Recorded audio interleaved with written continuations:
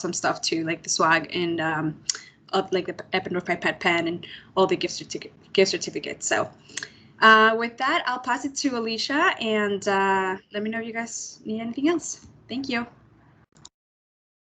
All right, thanks for the introduction, Lindsay and Vicky. Thanks everyone for joining the call. I'm excited for this presentation.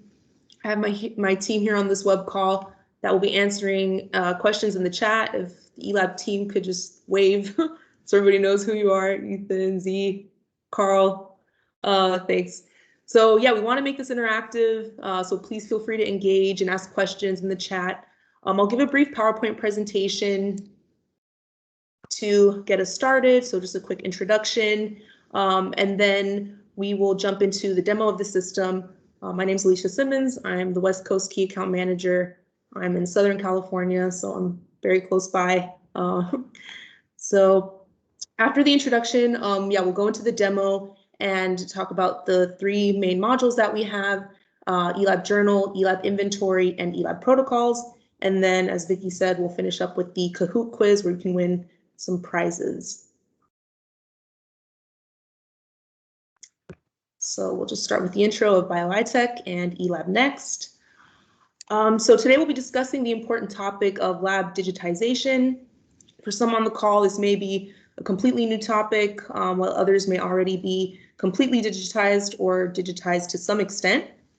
And this topic has become increasingly important during COVID because many labs have noticed the importance of being able to access their data from home and collaborate with the team. So basically keeping operations going while rotating shifts and possibly having limited access to the physical lab. And I also want to give you some insight as to how Bioitech got started. So the company started out in the Netherlands by 2 scientists like yourselves that were doing research, and they noticed that their freezers were unorganized. Their samples were labeled with sticky notes and marker that was not legible. So they were also using numerous Excel spreadsheets and Google Docs to keep track of their samples and experimental data. So their system was completely decentralized. And they noticed that this wasn't just an issue in their lab, but an industry-wide problem. And I'm sure many of you can relate in some way or another. But they had coding and programming experience, so they started coding away, and that's how eLab was born. And when they developed the eLab platform, they took Europe by storm and ended up in many major institutions, including Max Planck Institute in Germany. They had an institution-wide installation there. And this is when Eppendorf noticed eLab and realized that this software does solve a very major problem in the life science laboratories. So we were acquired by Eppendorf about 5 years ago, and now we're a division of Eppendorf. But we are a tech company. We provide software as a service. But at the end of the day, the platform was developed by scientists for scientists, and they made this to increase the efficiency in their lab. And so now it's our goal to show you a platform with features and tools that'll make your lab and workflows more efficient. One thing that you'll hear people talk about in the industry is security and data integrity, which is an important topic. We are ISO certified. So ISO 27001 is the highest standard of security that you can have on a data management system that's cloud-based. But we also have private cloud and on-premise installations. It really depends on your preference, your IT and security requirements. But the key takeaway is that your IP is a priority. It's being handled with care, and we have the necessary safeguards in place. We have 8 data centers that are backing up your data in real time. And in case one goes down due to a natural disaster or unforeseen event, we have others to back up the data. And in terms of compliance, if you are a GXP lab or perhaps working towards becoming a GXP lab, we are GXP compliant, as well as 21 CFR Part 11 compliant for electronic records and electronic signatures, as well as HIPAA and GDPR compliant. So whether you're working with clinical data, patient information, you are abiding by these guidelines when using eLabNext. So this next slide just shows some of the biotech hubs that we're in. We definitely saw a huge rise in digitization during the pandemic. It's definitely becoming the standard. And sometimes there can be resistance or hesitation to change and adopt, a new system, kind of moving away from the classic pen and paper. It can pose a challenge for some. But whether you're doing DNA testing, immune cell therapy, cancer therapeutics, developing proteomic technology or treatment for chronic pain, just to name a few areas of R&D of the companies that we have on the call, really fascinating areas of research and development. Knowing that some of these industry leaders listed here on this slide, knowing that they've decided to go digital with eLab will hopefully make you more comfortable and at ease in your decision-making process if you're considering taking your lab in the direction of lab digitization. We also have labs in biolabs and smart labs, Lab Central, that are using eLab, and we have biotech startups, government agencies, academia, institution-wide installation at Harvard Medical School and the Broad Institute, as well as healthcare. And so these institutions are advancing science and research, and they've chosen to do that with eLab. So hopefully this will help you in your decision-making process if you decide to consider us. So one of the reasons why we've been successful in the US market and in the market in general is the fact that we are a modular system. So just to give you another quick breakdown, we're Bioitech, eLabNext is our brand, and our brand consists of these three main modules: eLabJournal, eLabInventory, and eLabProtocols, which I'll talk about in more detail once we dive into the system. But just to give you some insight and background into ELNs and LIMS systems, in case you're not familiar, LIMS stands for Laboratory Information Management System, and these LIMS systems have been around for a while. However, they were, for the most part, only affordable for large pharma companies because it required a lot of development work. There wasn't really an out-of-the-box turnkey solution, and it would cost about 200, 300K, kind of on the lower end. And these systems were very rigid, made it challenging to easily pivot into different directions and adapt to various workflows. And in addition, about 40 to 50 years ago, these systems were installed on each and every computer. So if there was an update, you had to go through each computer, which is definitely not sustainable. And especially since technology is advancing so quickly, nowadays, if you get a new phone, a year later, it's already considered old and outdated. So technology is advancing at a very rapid pace. And about 15 years ago, we started seeing cloud-based solutions or one-dimensional solutions. So just to name a few of these one-dimensional solutions in the industry, you have Freezer Pro, Lab Archives, Quartzy. Quartzy, for example, they specialize in ordering and supply management, but they don't have an ELN. So these one-dimensional solutions, they're great at what they do, but they specialize in one very specific type of work or workflow, so they don't cover the full range of laboratory operations.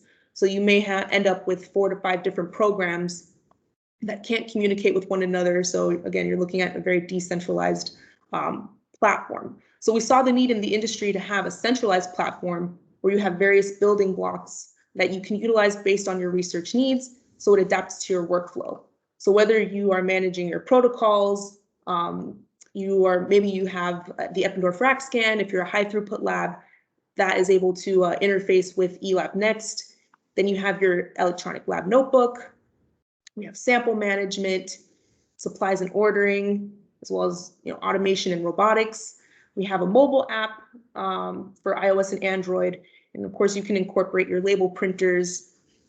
So for the most part, we have the features that you need for your workflow. And if we don't, we have the API and the SDK, software development kit, where you could develop your own add-ons, your own plugins, or work with us to develop those for you. So I'm not sure if there are any developers here on the call, or if you have developers on your team, but I'm sure they'd be happy to hear that we have the open API and SDK. So we want to make sure that we stay agile and have the flexibility to meet the needs of the researchers and adapt to the direction that the industry is moving into.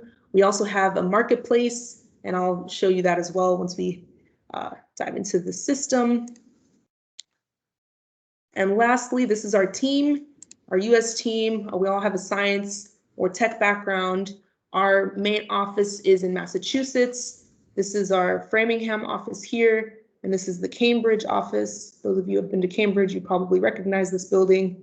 So yeah, we definitely want to work with you as your lab digitization consultants.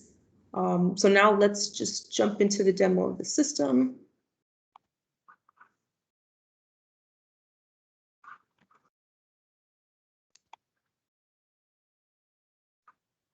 So right now I'm logging into our cloud. So I just went to eLabJournal.com. Each user will have their own username and password.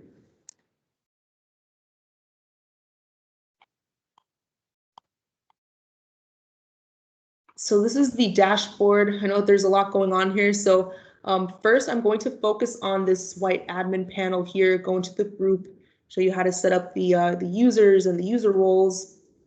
Again, I'll talk about the marketplace. Then I will go into inventory, talk about storage unit and equipment management, as well as sample management.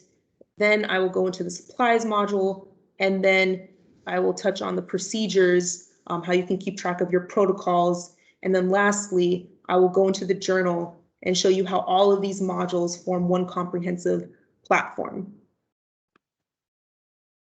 So first, I'm going to go into my group. And I'm going to stick to my lab here. This is Alicia's lab. I can manage the members in my lab. So here I have Z is an admin, Carl is a senior scientist, Ethan is a research technician. So each user has their own user role, and I'm able to create as many user roles as I need for my group.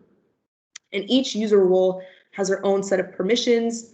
So I can go in and I can update these permissions as needed.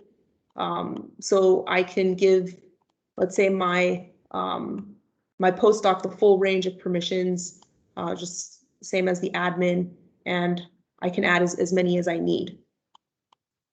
So let me save those changes. And actually, let me go back in, and I will make Ethan a postdoc. Ethan, you've been promoted. You're a postdoc now. Okay, so now we've set up our group. Now I'm going to go into my account.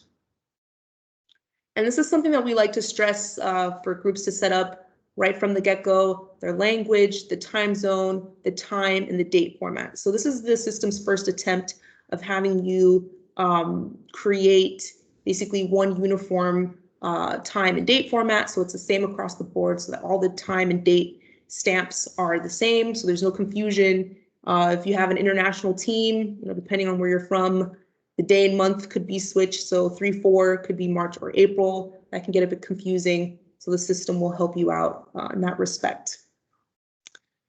And then in terms of apps and connections, again, we have the mobile app, iOS for iOS and Android.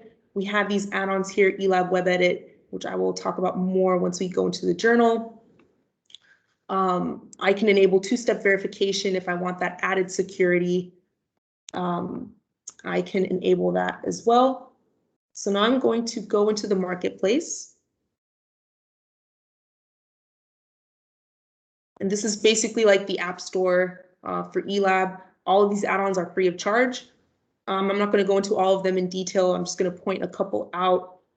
So for your label printers, we have add-ons for Dymo and ZPL printers. If you need to track parent-child relationships of your samples, we have a sample lineage and sample parent add-on. If you are wanting to scan your samples directly to the ELN, we have an add-on for that, just to help streamline things and increase efficiency.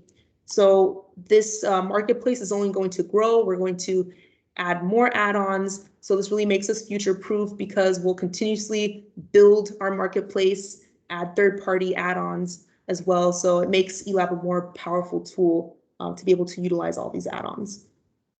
And then if you are using the Eppendorf rack scan, we have that add-on as well, so you can integrate with that. And Vicki could tell you more about Eppendorf rack scan if you're interested. All right, so now we've concluded this admin panel, this kind of housekeeping panel. So now I'm going to jump into inventory. show you how you can manage your storage units and your samples. So here I have a nice bird's eye view of all of my storage units that I have in the lab, all of the freezers, refrigerators, safety cabinets, you name it. This is all customizable. So if I go into this -80 freezer, I have a drawer, I have 4 shelves. Within the drawer, I have my sample boxes, whereas my liquid nitrogen tank, I have towers, and within the towers, I have my sample boxes. So you can get as granular as you want. Some labs I know are not really interested in knowing which box their samples are in. They just want to know which shelf it's on. So that's completely up to you. You don't have to get super granular. But yeah, so I have these 5 boxes. I'm just going to show you a couple sample types that I have.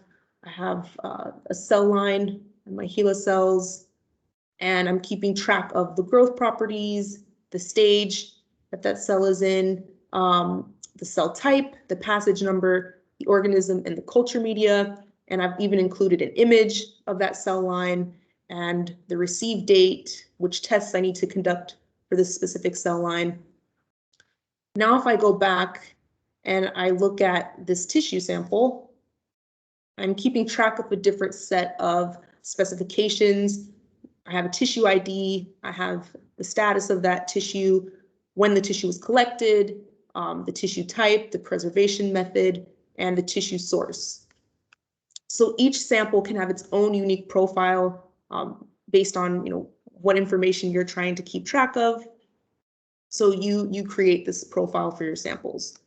So I'm actually going to go into a sample type under this configuration tab, and I'm going to go into a different sample type than I showed you. So if you're working with tumors, for example, just going to go in here. And this is the template. This is a living document. So as time goes on, you start growing, and you start gathering new information, new specifications. This will also grow with you as well. So for this tumor sample type, I'm keeping track of the type of tumor, so I can add drop downs, the species, where I have a radio button, either animal or human, the mass of the tumor in grams, the stage of that tumor. So again, I have a radio button, and then the biomarker diagnosis, where I have checkboxes, so I can select multiple. And I can go in and I can add various biomarkers as time goes on, and I'm adding more to the system. And it's very simple to just add new fields to the sample type template. So I can go in, and from this drop down, I can select the field type that I'd like to add. So I can add anything from a text field to a date field, drop down menu, radio button, checkbox. I can even attach files and link this to other samples.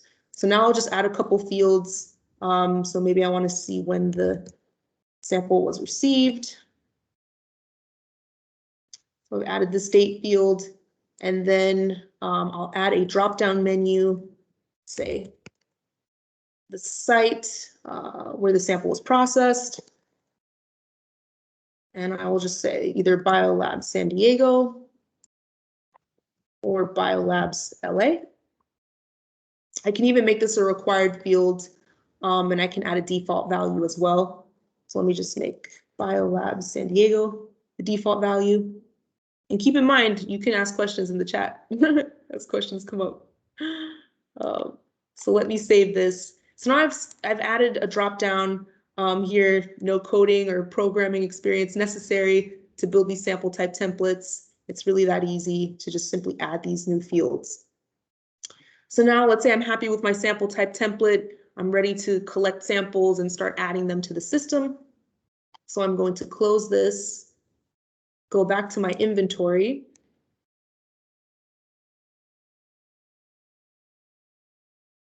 And let me just stick to box A here.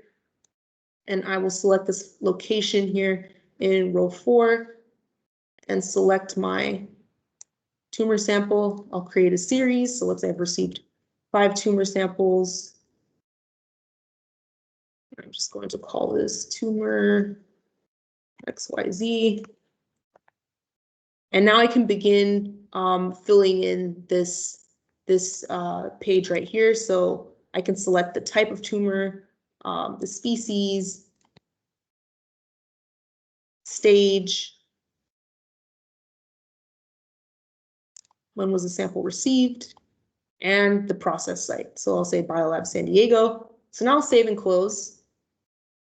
And I've added my sample series here. So now I have my tumor sample. Once I go into the sample, I can pull up all the information. Each sample has its own unique sample ID and QR code.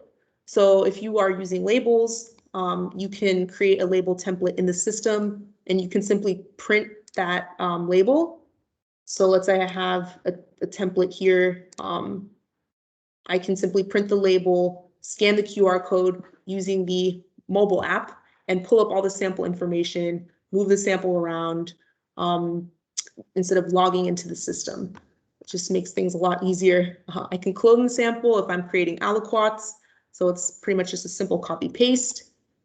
I can move the sample to a different location within the box, the same box or even a different box. I can update the quantities if I have a quantity. So each sample has its own audit log, and this will keep track of all the changes that have been made to the sample from when the sample was created, to when it's been removed from inventory.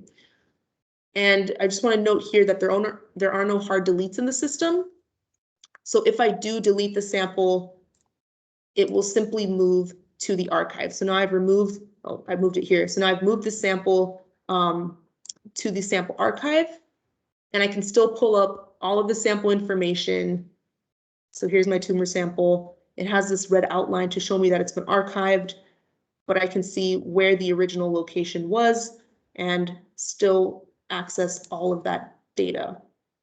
And if I deleted it by mistake, I can always restore that sample and put it right back into inventory.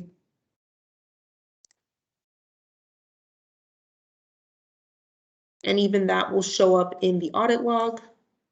So just go into that sample. And here I can see that the sample was deleted and it was restored. And each action in the audit log will show the user who performed that action, and it'll show the date and the timestamp of when the action was performed. So if you are a GXP lab, you will need access to this audit log, and this is included in the software. So now we've added our samples. And there are different ways to add the sample. Some labs like to add their samples on the go, manually, as I just demonstrated.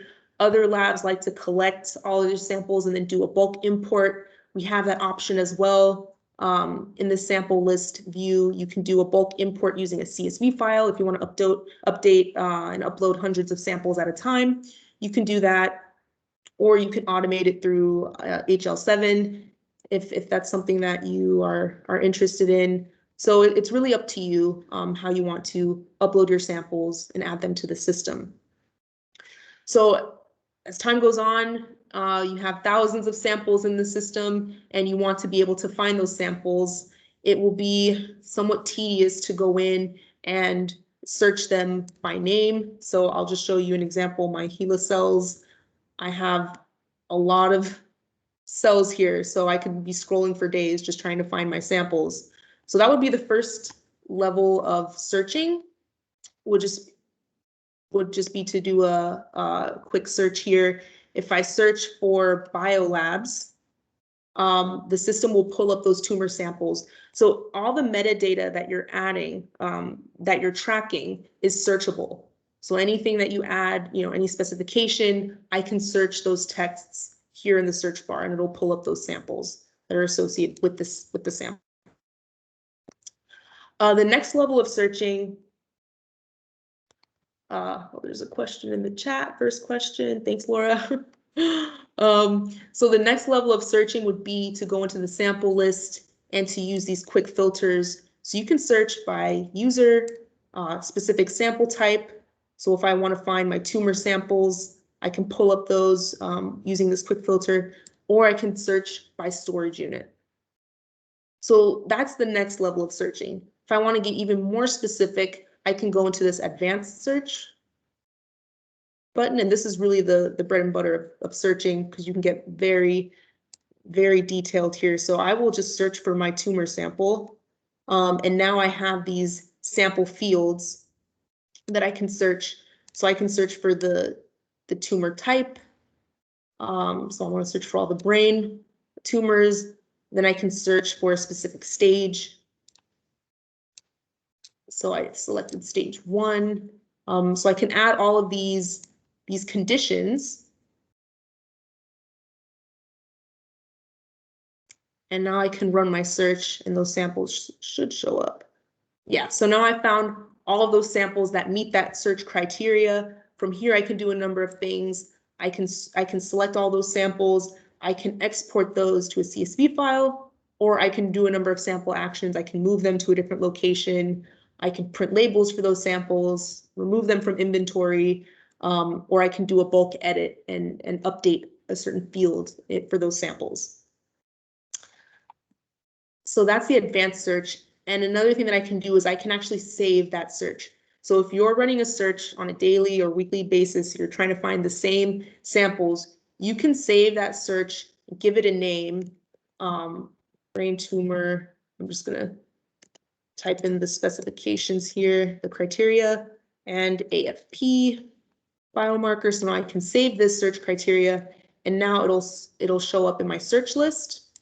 So now that search becomes just a 2-click search. So I just go into my search list and I'll click this and it'll populate and update those samples.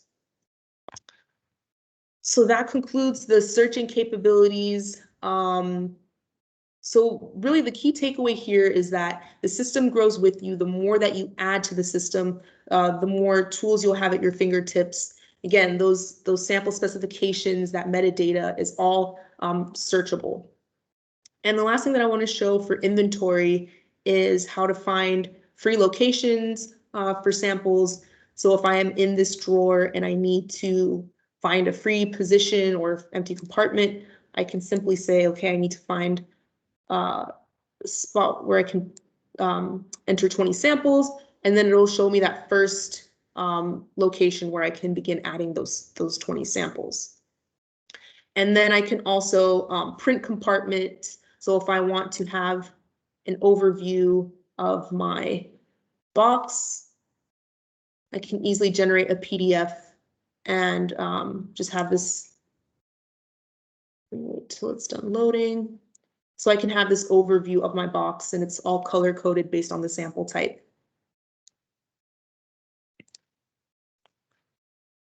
So next I want to go into the equipment management.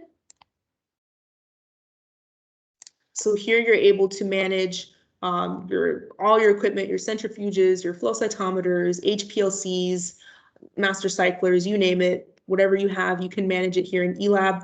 I will just go into the centrifuge as an example. So all the equipment comes with, it has this calendar here where you can make reservations. So your team will be able to see that the equipment is reserved for a specific time slot. So let's say I would like to reserve the centrifuge from 8 to 12 on Friday. It'll have my name here and I can enter in that this is for project A. So now I can save this and I can add notes so that my team members can see that I've reserved this piece of equipment for this time slot. So I can keep track of that there. I could even add samples to the centrifuge. If you want to track that in the audit log, you can add samples. Now I'm going to go into configuration equipment and show you how you can manage the equipment log as well as the equipment history for validation. So again, if I go into this centrifuge, I'll have the calendar. I can view the log of the equipment. So here I'll have this list. I'll be able to see when the equipment was created. I'll be able to see status changes. If the equipment was in repair, so it was unavailable. If I see over time that this equipment has been unavailable and in repair on and off for a while, maybe it's time to buy a new piece of equipment.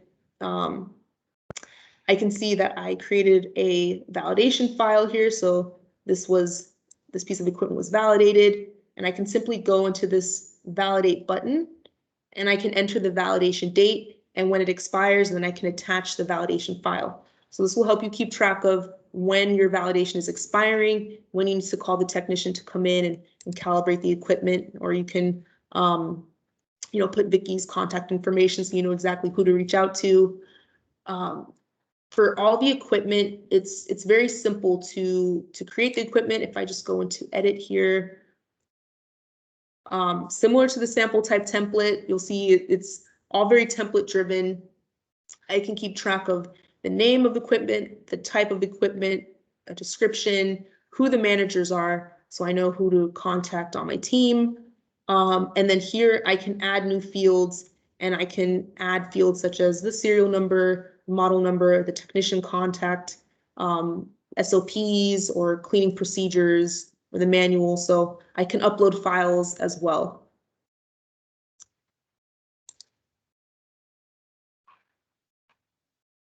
And for the validation, just one last point, in this history button, I'll be able to see the validation, when the equipment was validated and when it expires.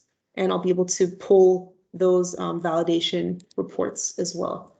So let me just go back into the equipment overview. I've actually created a validation view where I can see an overview of all of my equipment. When was the last validation date and when does that validation expire? So I have everything, again, everything centralized in one place, so I can make sure to keep track of validation so that that equipment is available for the researchers at all times. And that concludes the equipment. Are there any questions regarding inventory management, samples, storage units, and equipment before I move on to supplies? Okay, so let me just move on to supplies, and we can always circle back if questions do come up. So the difference between supplies and samples is that these are things that you would order, such as consumables or reagents and chemicals. So in this product catalog, you can keep a list of all of your consumables and your reagents, the deep well plates that you're using, the Eppendorf tubes, you name it. You can keep track. You can keep track of the unit size that you'd like to order, the supplier, the catalog number, and price, just to make sure that you're ordering the same, consumables, and there's no confusion as to what to order, so everybody knows. They can just go into the product catalog and simply click through and add those to the shopping cart. So now I'm going to show how you can link these consumables to your inventory and create thresholds and alerts when you need to order those consumables. So I will just stick with this deep well plate. So I've created this in my product catalog. Now I'm going to go over to inventory.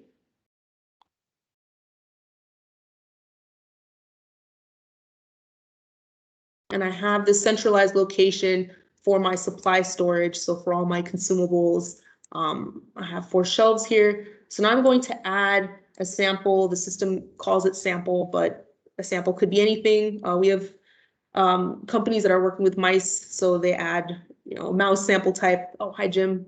Jim's part of the eLab team, just joined. So now I'm going to add a supply. So I've added a supplies sample type.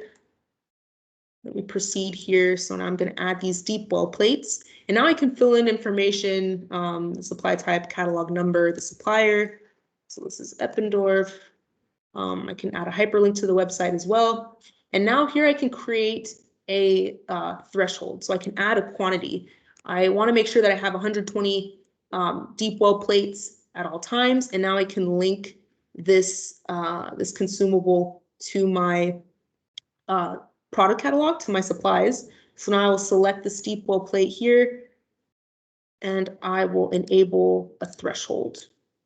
So when it's full, I have 120 pieces, and when I fall below 50%, not only do I want to be notified, but I want to add this to the shopping list. So now I will save this, save and close. Now I have my deep well plates. And as I mentioned before, each sample has its own unique QR code. So I could just print out labels, stick those to the shelf so that all I have to do is open up the app. And when I go over to that shelf and I remove, let's say I remove 20 plates and I distribute those within the lab, I scan that QR code. I don't know if you heard the beep just now. And I can update the quantity. So now I'm going to remove 20 pieces. And I'll show you that this is updated, and it does the math for you. So now I've updated the quantity, and that will show up in the log as well. So I can see when those plates were removed and how many, and yeah, who removed those. So now let's say I've gone in, scan this again, and now I'm going to remove 70 plates. So now I just got a pop up on my phone, an alert there. And now I can see this, this notification that these plates are running out of stock and they've been added to the shopping list. So now this is below the threshold. So now when I move over to my supplies and I go to my pending orders, I can see that I need to order these deep well plates. And so the system doesn't place the order for you. It's simply just to keep an overview of what, what's running low in the lab, what do I need to order, has it been ordered yet? Because I know that that was an issue for me in the past in the lab where I didn't always know what had been ordered or whether it was even received. So everyone can keep tabs on that. So let's say I've placed the order, I can export this to Excel, so you can pass that on to your procurement department if you need to.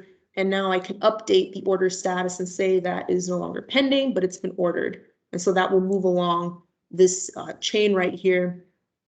And so I can, once it's been received, I'll update the status and move it to received so everyone can keep tabs on the status. So I see that a lot of consumables have been received. And then once I've placed those items in the lab, I can mark those orders as complete, just to close the loop there. So that, yeah, that basically sums up the inventory and the supplies portion. So not only are you keeping track of the information, but you're also keeping track of or influencing the behaviors in the lab.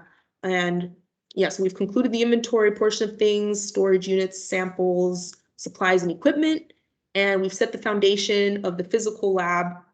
And so now we can move on to the procedures and the ELN, and we'll see how all these modules come together to form this nice ecosystem. So now I'm going to move on to the procedures. I'm going to go into my procedures where I have a list of my experimental procedures, procedures for buffers and solutions. Some of these procedures are locked, so only I'm able to see them. They're not shared. And then some, I can see this little icon here that I've shared certain procedures with the groups that I'm in. So maybe you're working on a procedure or protocol and it's not completely ready yet. You want to make sure it's standardized before you share it with the group, so you can manage those settings. So I'll just show you a couple procedures here. I'll show you this buffer. So in the procedures, you can add variables and formulas. So you're able to do calculations. So if I update the volume, I will know exactly what I need to add to make this buffer. So it just helps if you have standardized procedures and protocols, you can put them into the system, and the system keeps track of the version. So you have version control, you'll see the active version.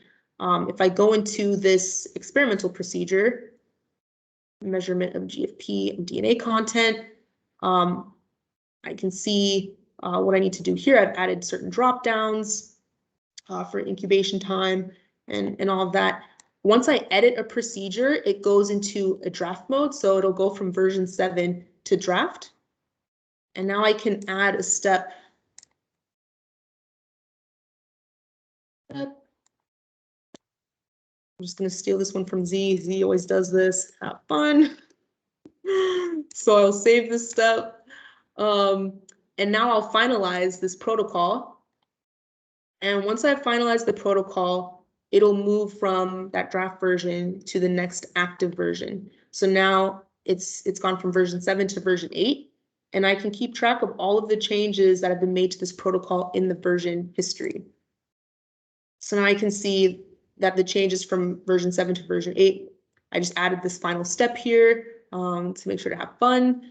And I'll see the date, the timestamp, and the user that made that change. And I can always go back and I can view any changes that have been made to these procedures, and I can restore to previous versions as well. So now that I've added some procedures to the I've added some protocols to the procedures section. Now let's move on to the journal, to the project management portion of things, and show you how you can create a report and show the samples that you've used, show the protocols that you've created, and so let's go into this experiment browser view, which is similar to inventory. Again, it gives you that nice bird's eye overview of all of your projects. So I have some projects here, and this is, again, this is completely customizable. So some labs will have, each postdoc or each PI will have their own folder, and then they'll have the different areas of research here. So the way that the ELN, the journal, is structured, it's structured, you have your projects, and then within those projects, you have your studies, and then within the studies, you'll have your experiments or your reports. So maybe you want to structure your projects by department. You have your QC raw materials department here, and then you'll have the different studies will be the different types of assays that you're running. Or again, the different areas of research. So this is completely up to you. Maybe you'll have, different study names, and then within those studies, you'll have your reports. So I'll just go into this tumor study, and I'll just add a blank experiment from scratch, show you different, how to build a report. So I will just call this, for the sake of this, for this presentation, I'll just call this Biolabs SD LA. I can even set an experiment due date. I know I want to have this finished 2 weeks from now. I can create that, add that due date. So now I have this blank canvas here where I can begin creating my report. So I'll simply add different sections. I can add different section types. So I will start with the text paragraph. I'll just start with the simple introduction. Let me see. Let me just copy paste some text here. Okay,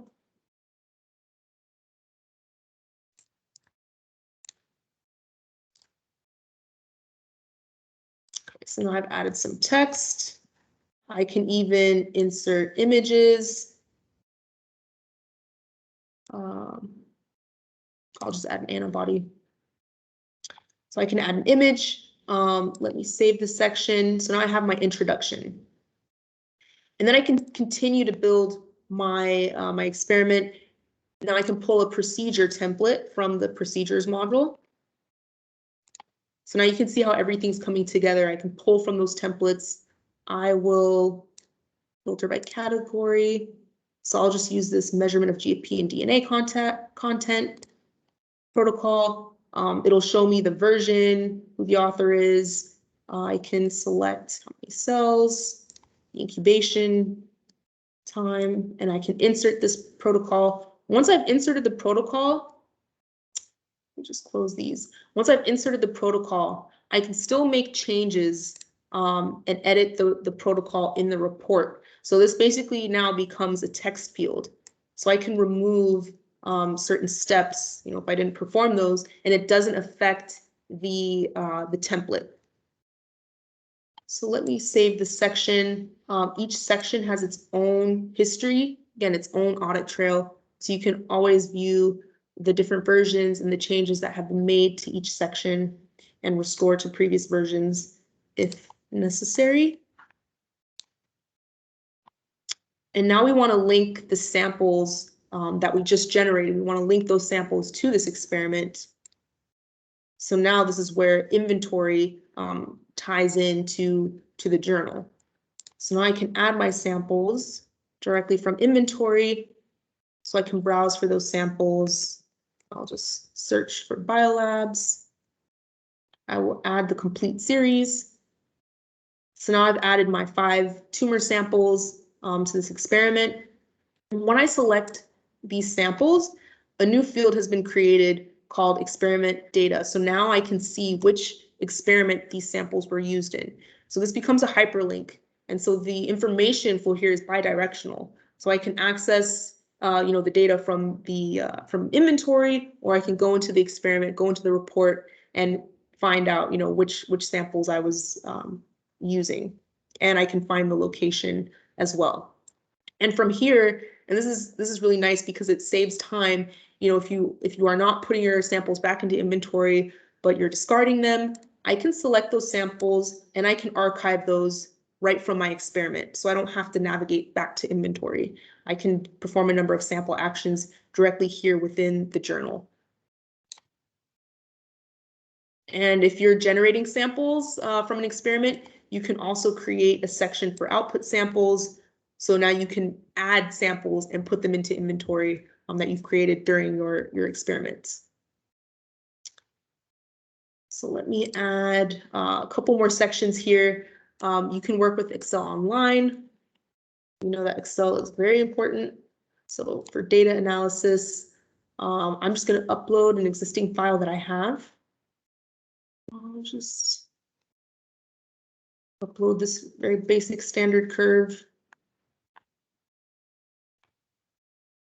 So now I can work with Excel online, and all the changes, once a file enters into eLab, it starts the audit trail. So all the changes that you're making are being tracked directly within eLab, and you're not breaking that audit trail by editing and working on those files.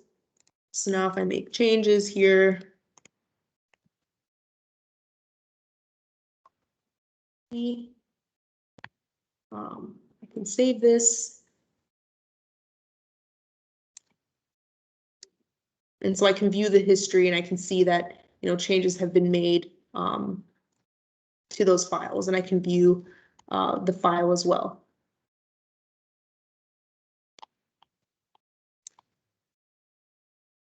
And so for the chemists, we also have Marvin.js. So I'm not a chemist, but we have this Marvin.js plugin here, so you can form, yeah, here we go. So now we have this structure here. So you can work with Marvin.js in eLab. And let me just show a couple more sections before we move on. You can attach images and annotate those images.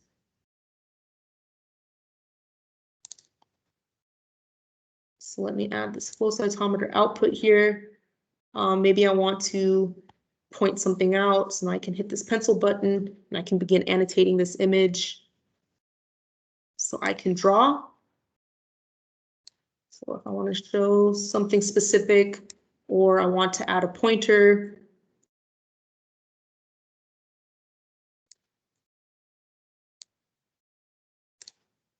so I can save this, and all those annotations are saved directly within my report. So now, last section is the file attachments.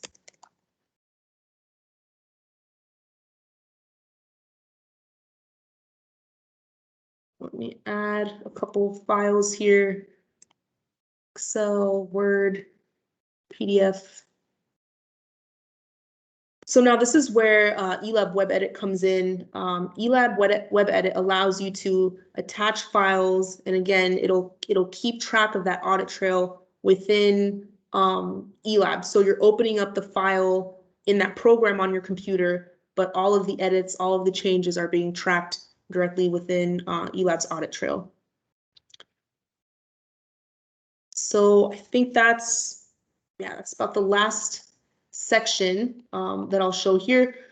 So now let's say I think everything's complete, but now I want to add my colleagues here. I want to collaborate. I want them to maybe review my work before I mark it as complete. So I will just add, let me just add everyone, because that is an important point. You know, for eLab, you are able to collaborate with the other with the members of your team, members of your group, and just exchange information and data. So I think I have everyone here. So they are able to go in and make comments. Another new feature that we have actually is I can go in and add a comment, and I can say, okay, Ethan, please check this out. So now Ethan will get a notification. It'll ping him, that he should check out this section here. So now you can kind of tag your colleagues as well, and they'll receive notifications for these reports. So now I'm going to mark this experiment as complete. Let's say I'm happy with this this report, and maybe I'm not ready to sign off yet, so I just want to mark it as complete. But if I am ready to sign off, I've checked the logs. I've made sure that everything is in order. I've made sure that I've added all the sections that I need, that the audit trail, everything's clean here. So now I'm ready to sign off. So now I'm adding my electronic signature. And once I add my electronic signature as the author, this experiment is locked for me. So the only thing that I can do afterwards, send this to Jim. The only thing that I can do afterwards is add comments. So I'm not able to make any changes. I'm able to add comments, but it's up to Jim to review my work to make sure that everything's correct. And he can do two things. He can either approve the report, which will lock it for good, or he can decline the report, decline the experiment, which will open it back up for me to make the necessary edits, the necessary changes. So I just want to show this dashboard view to show you what it looks like on the other side when I'm requested to witness someone else's experiment. So I have the list of my declined witness signatures, a number of reasons why they've been declined. So I can go in, view that experiment, make those changes, and route it for approval again. I have the list of, oh, I just got a notification on my phone that the experiment was approved, and I got a notification here as well. So now the experiment will be locked. And here I have the list of requested witness signatures. So this is what Jim saw. So when I go into view experiment, I'll see that it's pending my witness signature, that I'm the collaborator. I'm one of the collaborators here. So this is Z's experiment. So I can go through each section, review everything, see the annotations here. I say, okay, everything checks out. And now I will provide my witness signature, and then that experiment will be locked.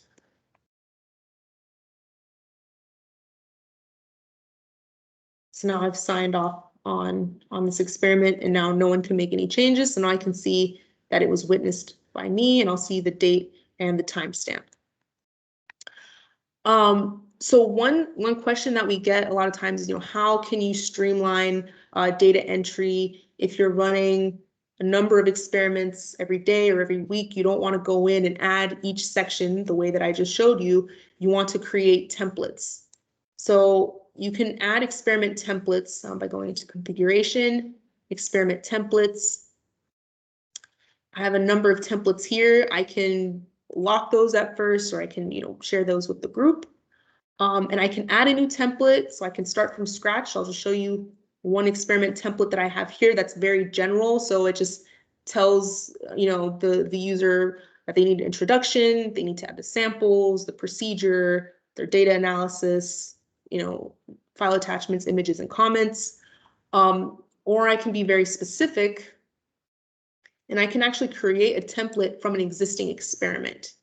So now I'll just go into this tumor study, and I'll use this experiment here, and I'll create a template from this experiment. So now I've created this template, and I can go in, and it's pulled all of the sections from that experiment. So now I've just easily created a template that anyone can use if I've shared it with the group, and they can go into, let me show this. Oops. So now if I go into my journal and I'm ready to add a new experiment, I won't select new blank experiment, but I'll choose an experiment from an existing template. So now I'll add this Biolab San Diego template, and I'll just add my initials here, and I'll create that new experiment. And now, boom, it's pulled in all of that information. So, and the system is very template driven. It's meant to save you time and effort and help you really streamline your workflows. So that's how I can create experiment templates. One last thing that I want to show in the dashboard is that you have the overview of your experiments that are pending. You can add filters if you have a due date. So I want to see what's due this week. Okay, nothing, so that's good for me, no pressure. I can go into my experiment list if I want to have an overview of all of the experiments that I have going on. And again, I can use these quick filters to quickly find what I'm looking for. If I want to filter by collaborator or project, study status, if I want to see what has been completed but isn't signed off yet. So I can go in here, or I can, again, filter by due date. So I have all these options to quickly search and find the reports that I'm looking for. And the last thing that I want to show is the timeline. So the timeline just gives you options to filter by different section types and to kind of get insights as to what's going on in the lab. You can filter by used samples, so you can kind of see, okay, how many samples are being processed for each month, and you can see which project and study those samples are tied to. So you can view metrics here. If I filter by procedure, I can see, okay, a lot of new procedures were added and uploaded and used in various experiments and studies. So yeah, and even as a developer, you can utilize the API to pull information and create your own dashboards using Power BI. We have some customers that are doing that as well. So in summary, yeah, we created the physical components of the lab. I showed you the storage units, the equipment, the samples, how you can create labels, supplies. We also created the procedures. And lastly, we created the projects and the collaboration setup with our colleagues, and plus being able to generate reports and of the work that we do, and being able to easily find those reports. So this is the end of the demo. Let me stop sharing. I think I've stopped sharing now.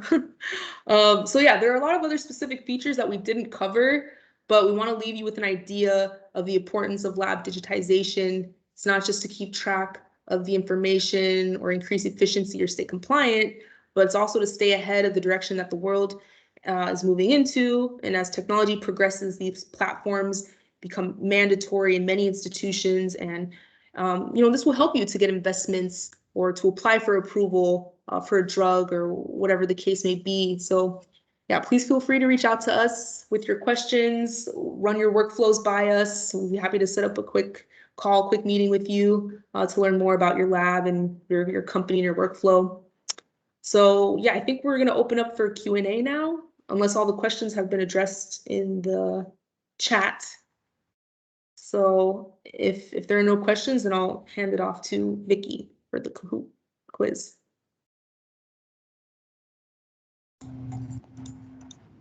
Thanks, Alicia. Thanks, Alicia.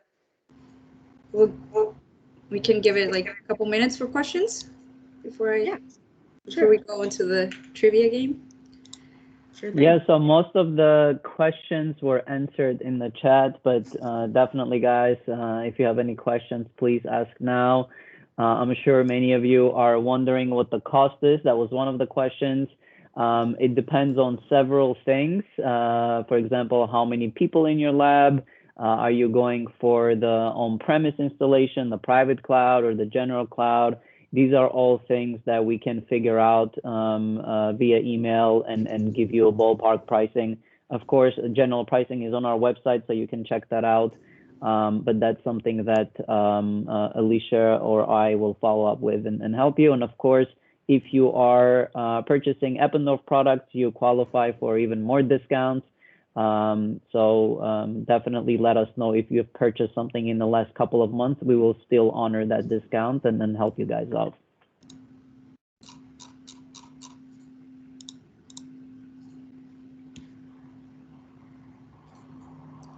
Thanks, Z. All right, if there are no other questions, I will start the Kahoot trivia game. So if any, can anyone go to kahoot.it on your computer and have your phones ready? I will share my screen and give you guys the instructions. Hold on one second. Let's see. Or you can just use your phone as well. Correct.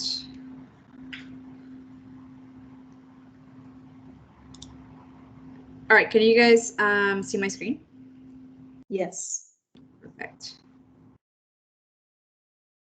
All right, yeah, everybody go to www.kahoot.it, or if you have the Kahoot app, you can also open the app. But once you're in, it'll prompt you to put your name, and then, actually, it'll prompt you to enter the PIN number first, and then your name. So go ahead and enter that PIN, and then put your name.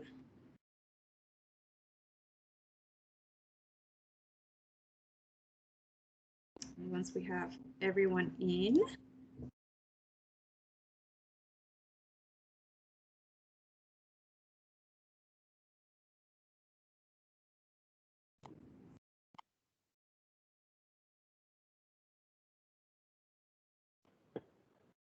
We got the whole city of San Diego joining, I see.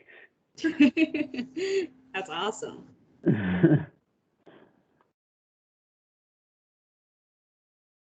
The game, I get competitive, guys, so please excuse me if I start yelling at the screen. I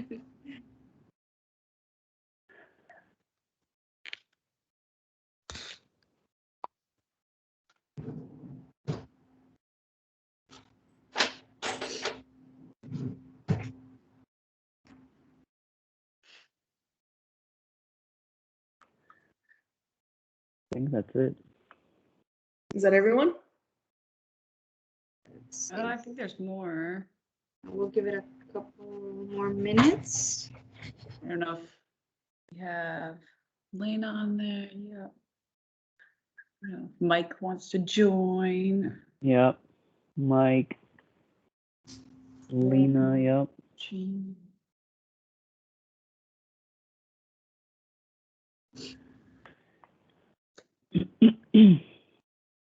So the way that Kahoot works is we're going to show you the question on the screen, and then you'll answer with your phone.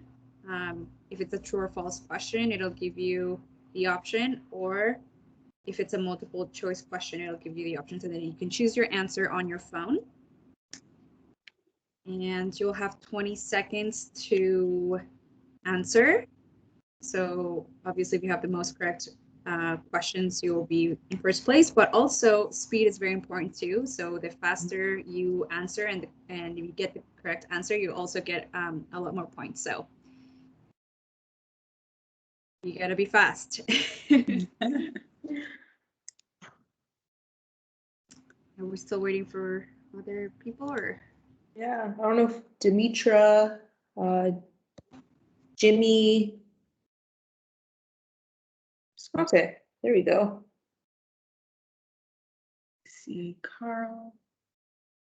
Ethan.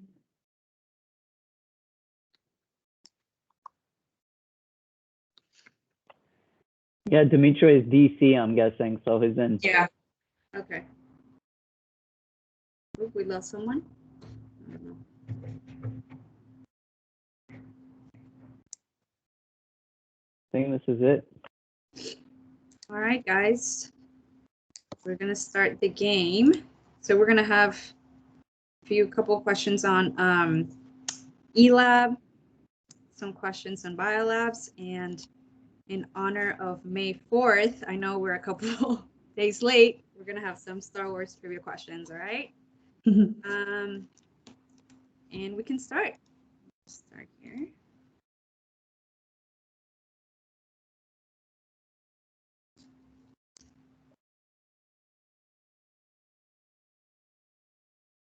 All right, true or false, guys? Is it? Oh, sorry. Is eLabJournal GXP compliant? True or false?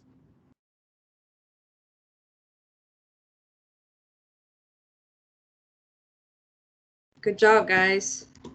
Yay, everyone got that Yay. All right. Man, you guys are fast. eLab, first place. eLab Ethan, first place. Lori, Alicia, good job, guys. All right, next question. How old is baby Yoda?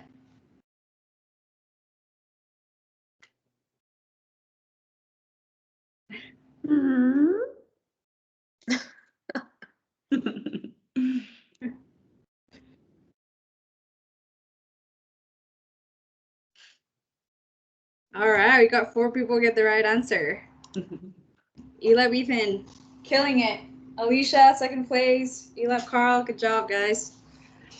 All right, next question. In the electronic notebook, you can only sign, witness sign, both or none.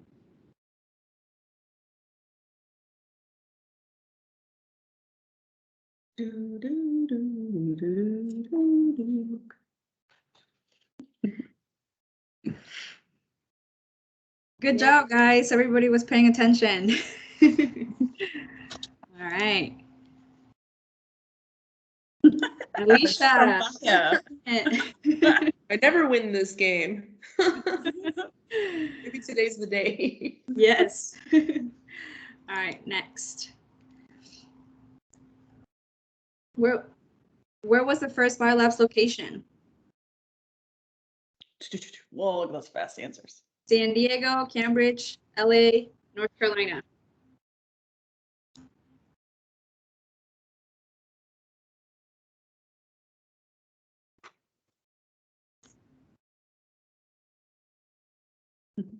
Good job, guys. Cambridge. All right. Let's see how the scoreboard's looking. Alicia's still in the game. First place. Lori, Lena, good job. Oh, Lena. All right. Next question.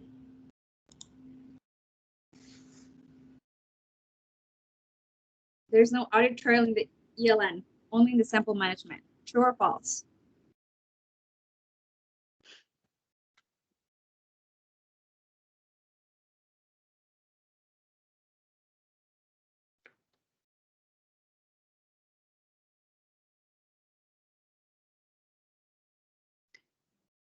False, guys. All right. Ooh, Lena moved to second place. Good job. Lori, still in third place. Alicia, good job. Still killing it. All right. Next question.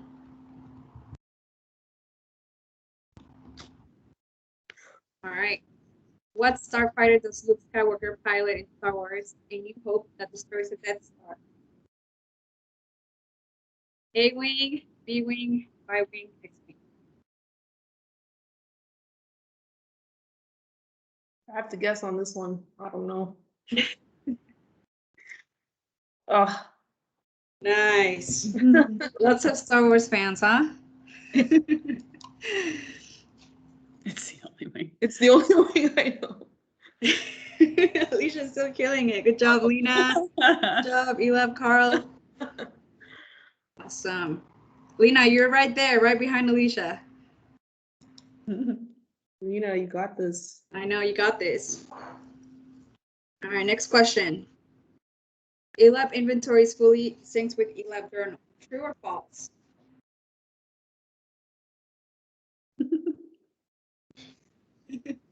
I should hope so. True. Good job, guys. All right. Oh, Lena, good job. No. she's got Alicia, what happened? yes for everything. I know. Like, to happen. All Like I right. said, please. All right, we're going to the 8th question. Did Biolab San Diego open in 2016? True or false?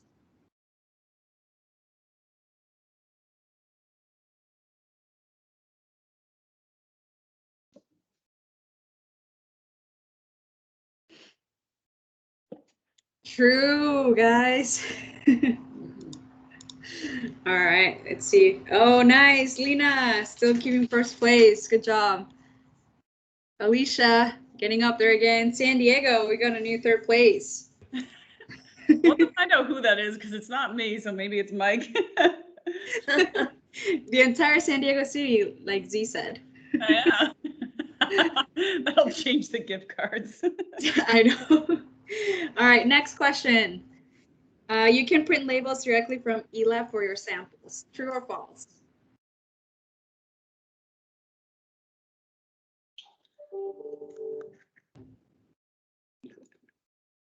True. Good job. Oh. Oh, Lena in San Diego. Good job. All right, last question. Make sure you keep that 1st place and 2nd place. And 3rd, Alicia. Last question. All right, let's see if it's loading. Okay. At the end of The Empire Strikes Back, Luke Skywalker loses what at the end of his battle with Darth Vader? His life, his companion, R2-D2, his X-Wing, or his hand?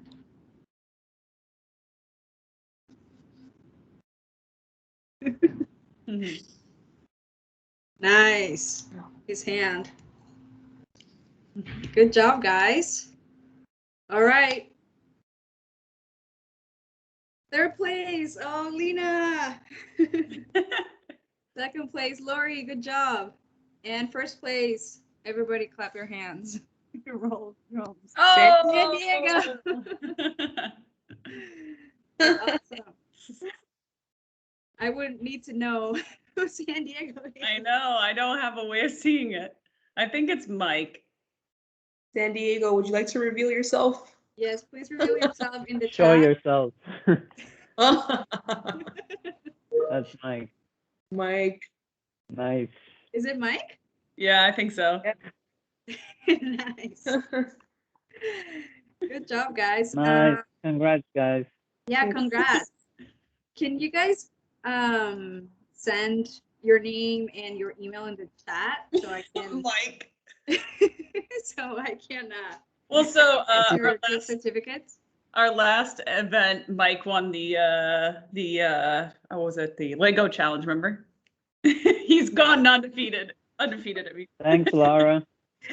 Nice. So just a quick recap, guys. We'll send everyone a follow-up of this, a recording of this, and some material for you guys to look at. And of course, Vicky will follow up to get you guys all your swag, correct? I think that's Absolutely. the flow. Yes. Great. Good. Cool. Lindsay, Yeah. thank you so much. This was fun. Yeah, it was really fun. Thanks for starting this for us. That was great. And Yeah, thanks for of everyone course. joining. Even the new companies jumped on, so that was cool. Oh, that's Lena. great. Yeah. That's awesome. I'm looking forward to meeting you guys, the new companies. But yeah, so like I'm local. I will go over there probably next week to drop everything off. And if you guys have any questions on the presentation, you guys have your team right here. They're great support, and feel free to reach out. Great, thanks, guys. Bye, everyone. Thank you all. Bye, Hi, everyone. everybody. Bye. Thanks. Bye.